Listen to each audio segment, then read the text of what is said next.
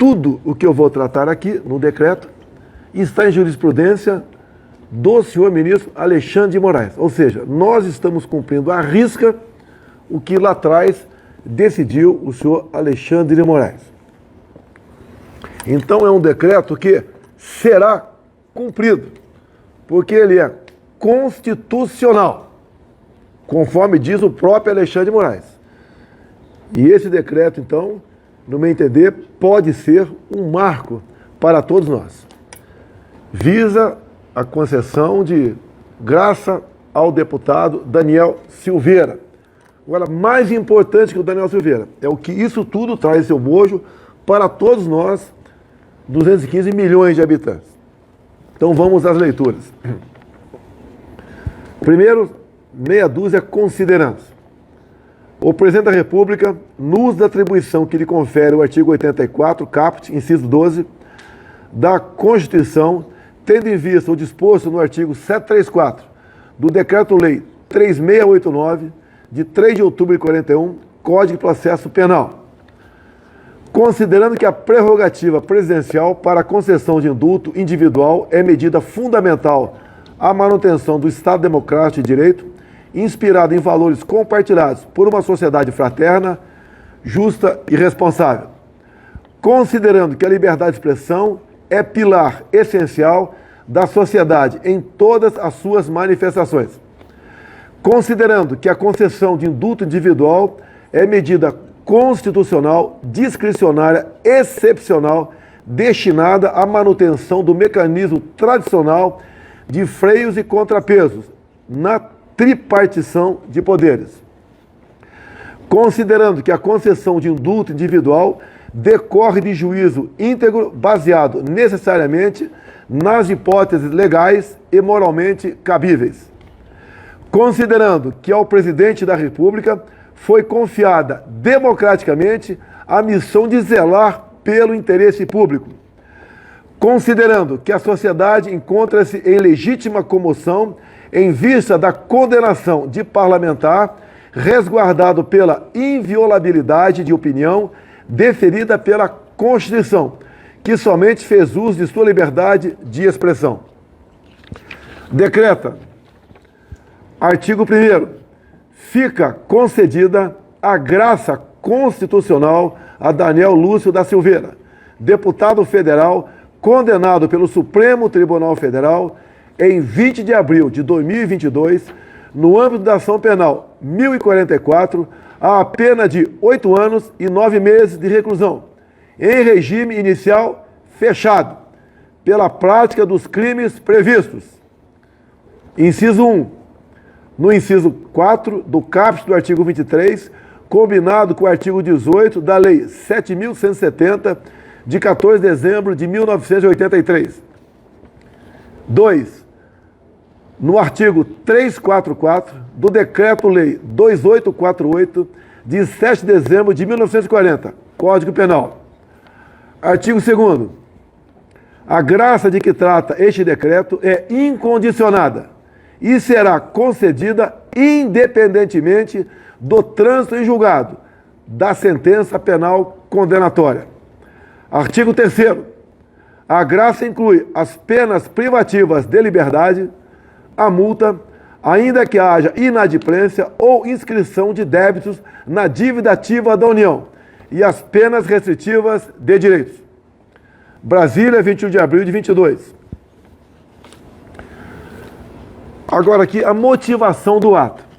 É um pouco mais longo, acredito que em 10 minutos ou 15 eu conclua a sua leitura, mas para mostrar a todos que nós nos fundamentamos em ações, em jurisprudência do próprio ministro Alexandre de Moraes. A motivação do ato. Nos termos do artigo 84, 12 da Constituição Federal, o Presidente da República tem legitimidade e competência para a edição de decreto de concessão de indulto individual, graça.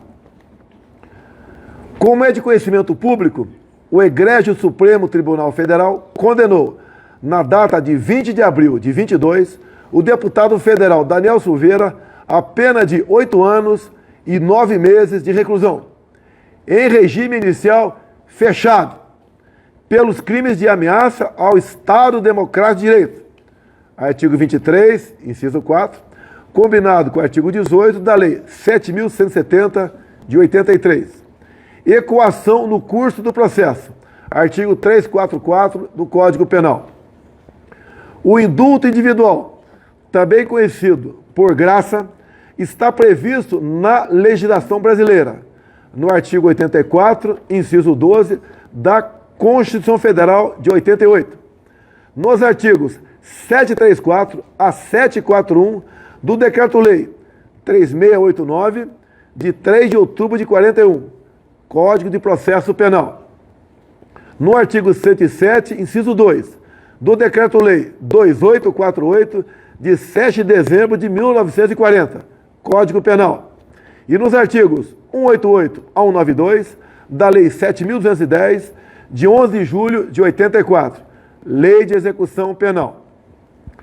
A Constituição Federal de 88, uma das marcas do processo de redemocratização do Estado brasileiro, contemplou como vetores, inspirada na doutrina de Montesquieu, a independência e harmonia entre os poderes executivo, legislativo e judiciário. Artigo 2º.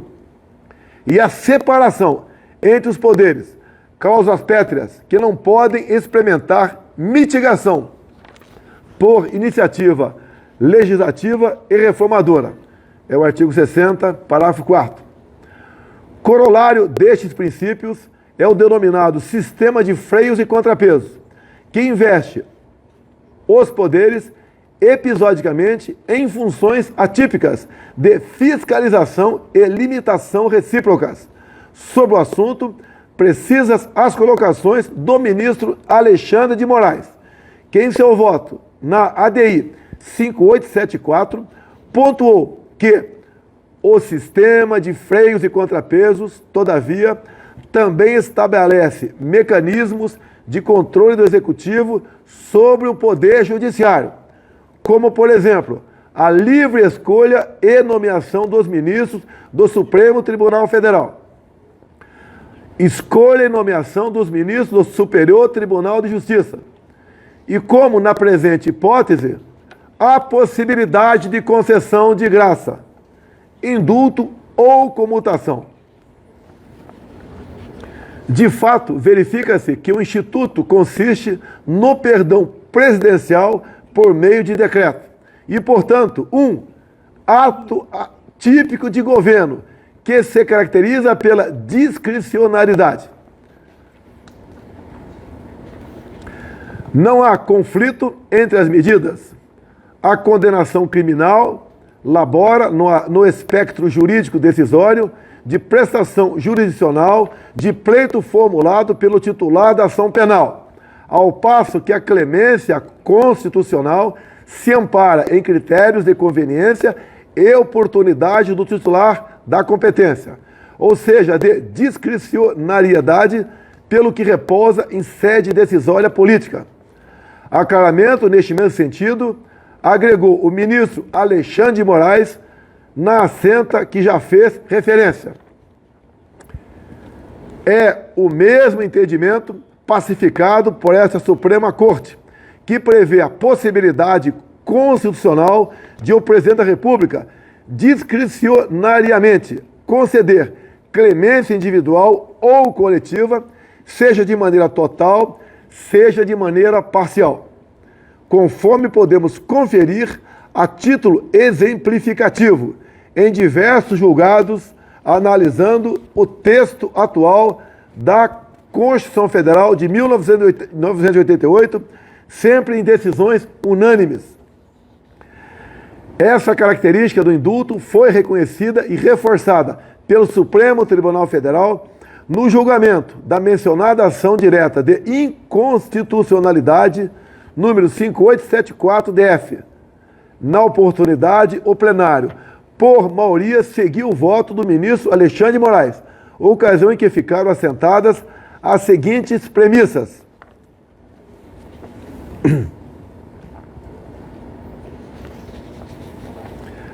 A Constituição Federal, visando principalmente a evitar o arbítrio e o desrespeito aos direitos fundamentais do homem, previu a existência dos poderes do Estado, independentes e harmônicos entre si, repartindo entre eles as funções estatais.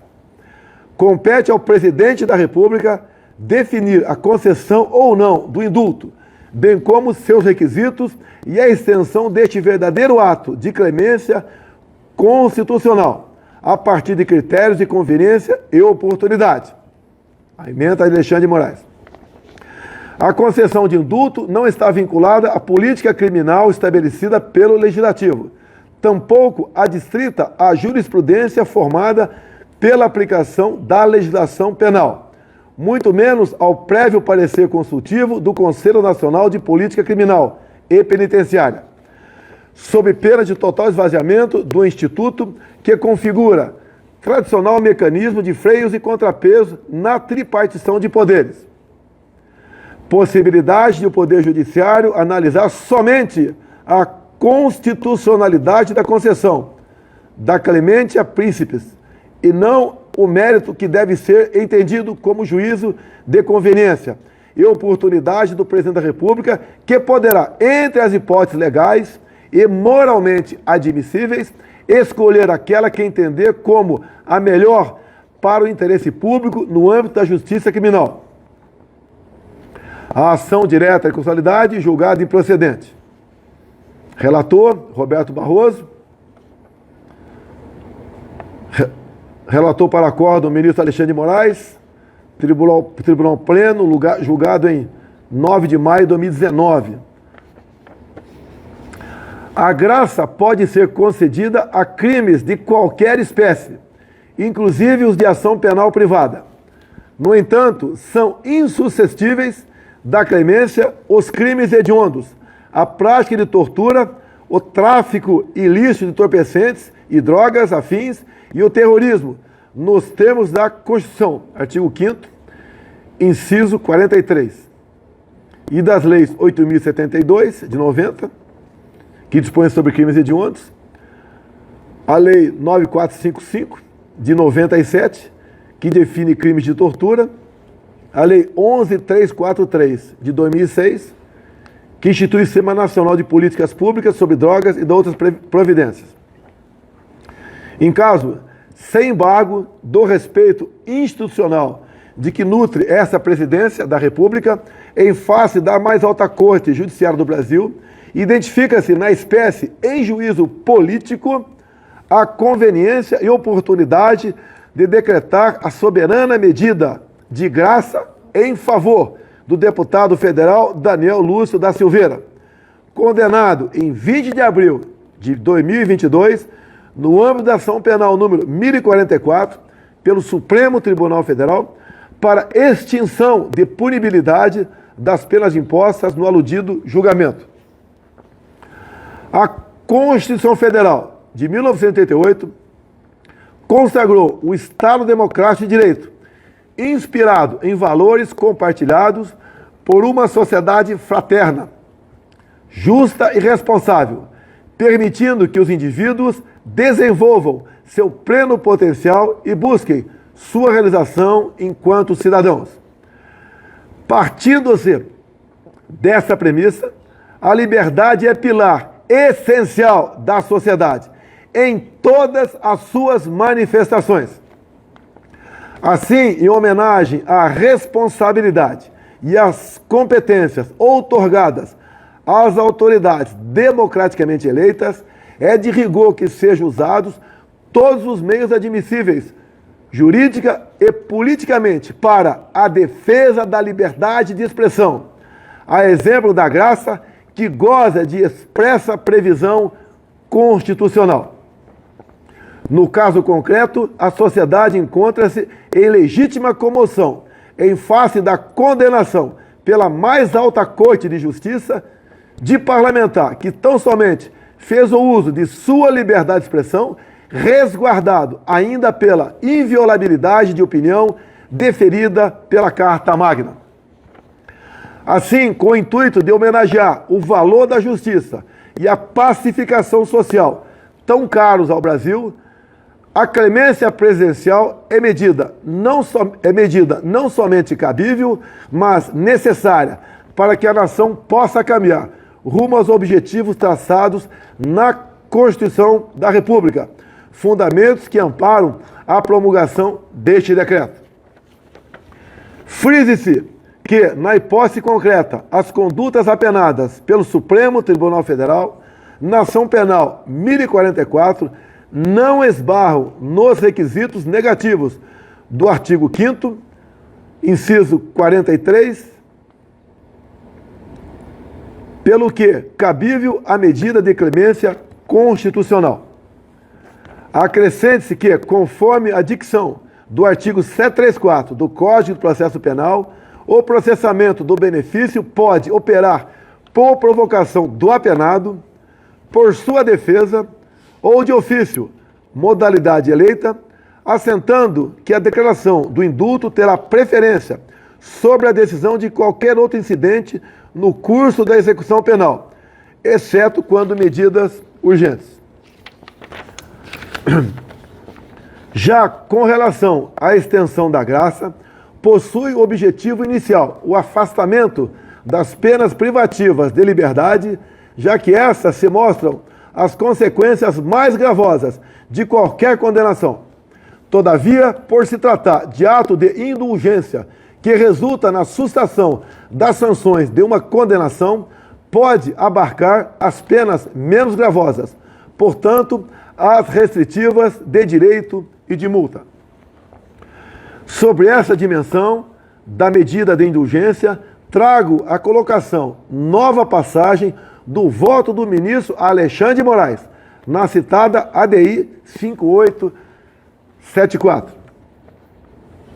O indulto não se direciona somente às penas privativas de liberdade, mas sim ao afastamento das sanções impostas pela condenação judicial.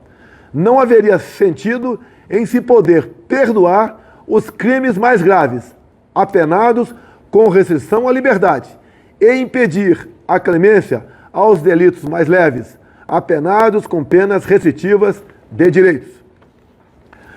Por fim, pontua-se que a graça ou o indulto podem ser concedidos mesmo antes da condenação criminal e do trânsito em julgado, vez que não há limitação temporal na lei maior.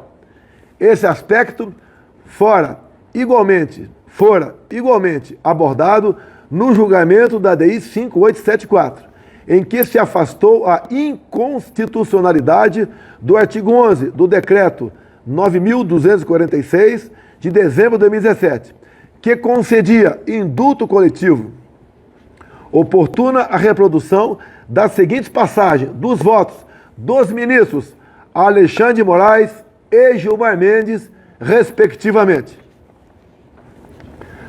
Alexandre de Moraes, abre aspas, da mesma maneira, em relação ao artigo 11, a Constituição Federal não limita o momento em que o presidente da República pode conceder o indulto, sendo possível isentar o autor da punibilidade mesmo antes de qualquer condenação criminal. A despeito do pedido do requerente para declarar a inconstitucionalidade dos incisos 1, 2, 3 e 4 e do artigo 11, apenas o 2 foi suspenso pelo relator. Isto é, suspendeu-se a concessão do indulto na pendência de recurso da acusação, pois a pena ainda pode ser ampliada, o que alteraria o marco de referência para a concessão do indulto. Na doutrina, afirma-se: verificamos a possibilidade de se receber o indulto antes do trânsito em julgado. O indulto presidencial, origens, evolução e perspectivas, ou seja, não há óbice para que o indulto seja aplicado antes do trânsito em julgado do processo. Conforme já afirmado, a concessão do indulto é prerrogativa do presidente da República, que já possui impactos no exercício da pretensão punitiva pelo Estado, podendo ter consequências em qualquer fase da persecução penal. Trata-se de mecanismo de gestão do sistema penal, com impactos em questões penitenciárias e de política criminal em sentido amplo. Portanto, inexiste violação da norma deferida no decreto de indulto aqui analisado. Feitas essas considerações, concede-se via decreto anexo graça ao deputado federal Daniel Lúcio da Silveira, em virtude da condenação no bojo da ação penal 1044, em julgamento levado a efeito no dia 20 de abril de 2022. Jair Messias Bolsonaro. É o que tinha a declarar, é um assunto pacificado, é um direito do presidente da República conceder a graça e toda a fundamentação dessa graça estão em julgados, em jurisprudências do próprio senhor ministro Alexandre de Moraes. Portanto, repito, o decreto é constitucional e será cumprido. Boa noite a todos e que Deus abençoe o nosso Brasil.